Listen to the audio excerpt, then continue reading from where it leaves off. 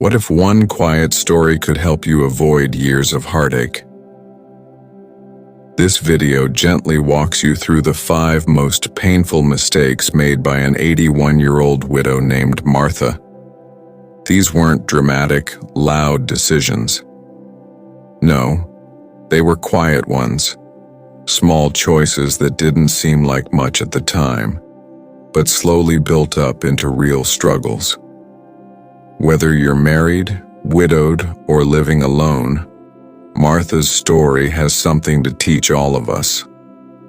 Her regrets aren't shared to make you feel bad, but to help you move forward with more peace, clarity, and strength.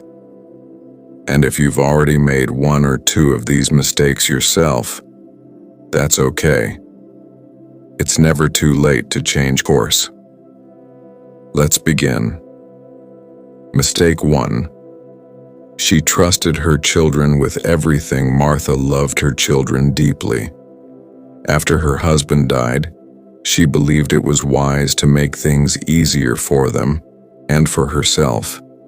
So she put her house in her son's name, added her daughter to her bank account, and slowly stopped checking the bills. At first it helped.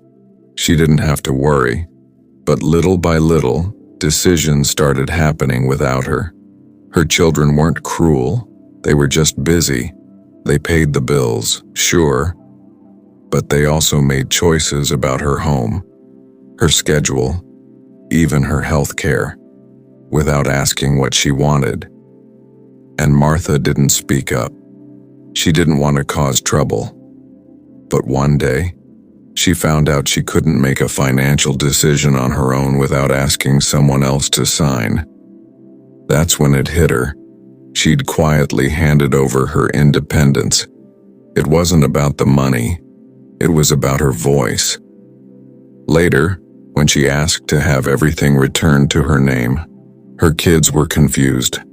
They thought they were helping, but Martha needed to feel like she still mattered. Like she was still the author of her own life. She said, "I should have asked for help, but not handed over the whole pen." Lesson: ask for support, but stay involved. Even those who love you can forget that you still deserve control over your own life. Don't let go of your voice. Mistake 2. She let loneliness settle in. After her husband passed, there were flowers, casseroles, and visits from kind neighbors. But over time, the visits stopped. The phone calls faded, and the quiet grew louder. At first, Martha didn't mind the stillness. It gave her space to grieve. But when her neighbor invited her to a book club, she said, "Maybe next time." When her church friend offered a ride, she said, "No, thank you." When an old sewing group friend reached out, she said she was too tired. She didn't mean to push people away, she just didn't feel ready. But slowly, people stopped asking. She had taught the world that she was okay being alone, but she wasn't. She had traded connection for comfort, and the silence that once felt peaceful became heavy. No shared meals, no conversations, no laughter. Just quiet days, one after another. Eventually, Martha realized that loneliness isn't just sadness. It's the slow loss of color in your life. She started small. She waved at neighbors, answered the phone, went to one church service, and slowly, the color began to return.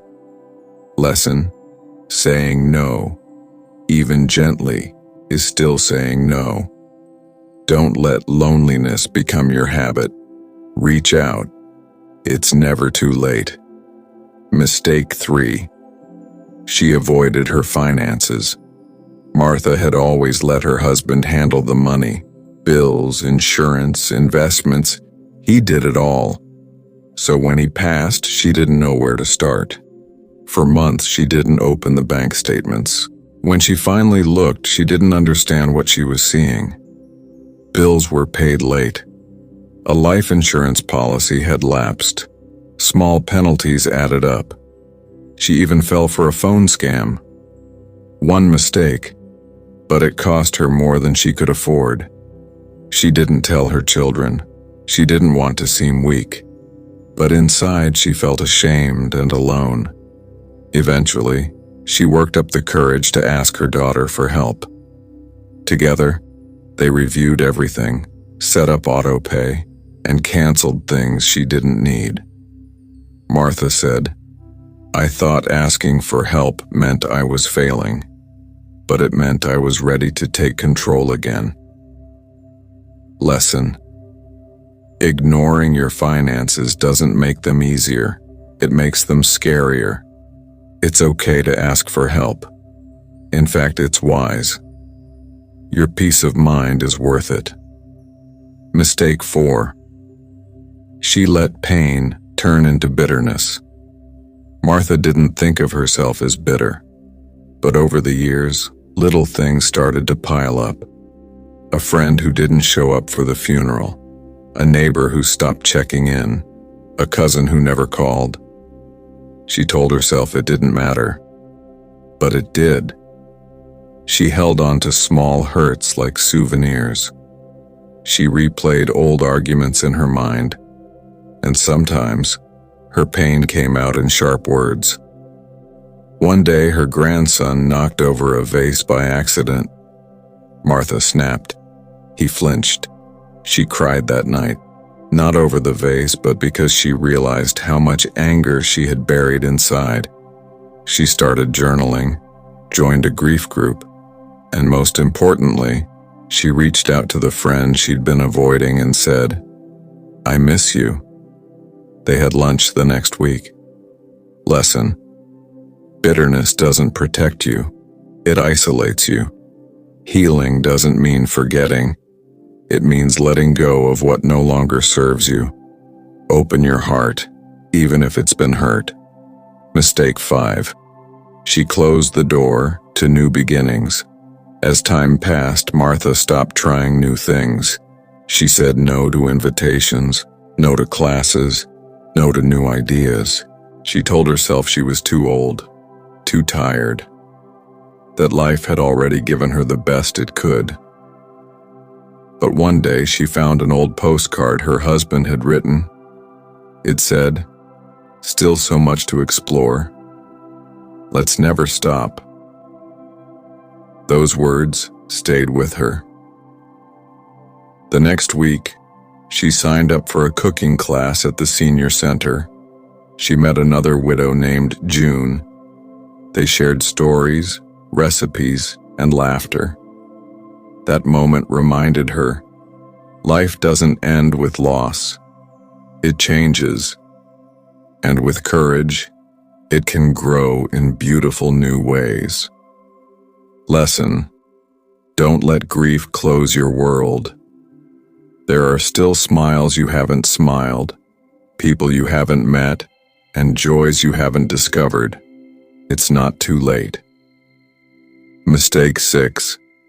She thought needing help was a sign of weakness. Martha was proud of how independent she had always been. She cooked her own meals, kept her house tidy, and even managed small home repairs when needed. She didn't like asking for help, even when her back ached, even when the ladder felt a little more dangerous than it used to. "I don't want to be a burden," she would say. So, she stayed silent. But over time, little tasks turned into big risks. She slipped once while trying to clean the top shelf of a cabinet. Another time she carried too many grocery bags and pulled a muscle in her shoulder. These weren't major injuries, but they were warnings. Friends and neighbors offered to help, but she always said no. Not because she didn't appreciate it, but because she didn't want to seem helpless. One day, her neighbor gently said, "Martha, letting someone help you isn't giving up control. It's giving yourself safety and care." That changed something in her. She began accepting small offers, a ride to the store, help changing a light bulb, or just someone to walk with on a sunny afternoon. She realized that allowing others in wasn't weakness, it was wisdom. Lesson: asking for help doesn't make you less capable. It makes life safer, warmer, and more connected. Let others care for you. You've earned it. Mistake 7. She held on to a house that no longer served her. After her husband passed, Martha stayed in their family home. It was filled with memories, the place where their children grew up, where birthdays were celebrated, and where quiet Sunday mornings were spent reading the newspaper together. But as the years passed, the stairs became harder to climb. The maintenance became overwhelming. Rooms stayed empty, and the silence felt heavier in that big, quiet house. Still, she stayed.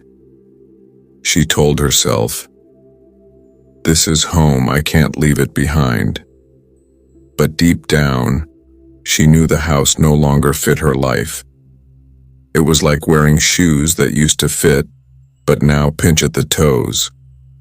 One evening, after struggling with a broken heater and no hot water for 2 days, Martha sat at her kitchen table and finally said out loud, "I think I'm ready to move."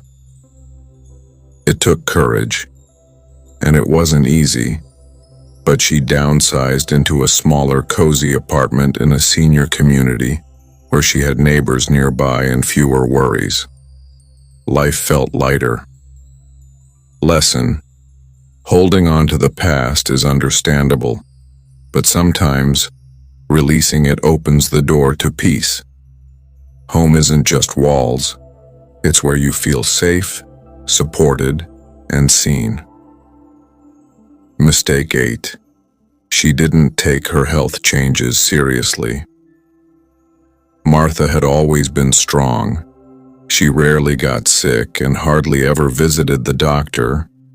So when little things started happening, like getting tired after short walks, forgetting where she left her keys, or losing her appetite, she brushed them off. "I'm just getting older," she told herself. But inside, she worried. She kept those worries quiet. She didn't want to bother the doctor. She didn't want to hear bad news.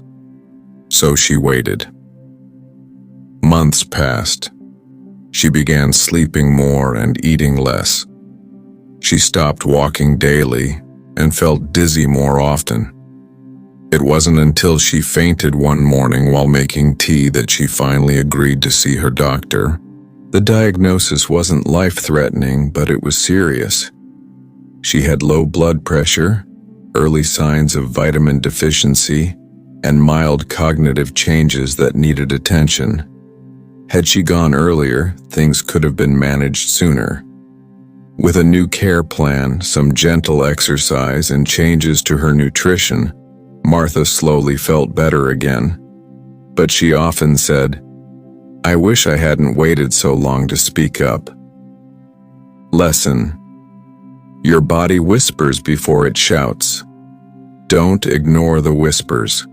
Small changes can signal big things. Early attention gives you power and a better chance at healing. Final thoughts. Martha's story isn't rare. Many older adults, especially after loss, quietly fall into these same patterns. Not out of failure, but out of fear, love, and habit. But here's the truth. It's never too late to reclaim your voice, your peace, and your joy. You are not finished. Your story is still unfolding, and you still get to write the next chapter, with hope, with courage, and with self-respect. So if any part of Martha's story sounds familiar, take it as a gentle nudge. You're not alone, and you're not too late. Thank you for being here. If this video touched your heart, leave a comment below and share which part spoke to you the most. Your story matters, and your voice is always welcome here.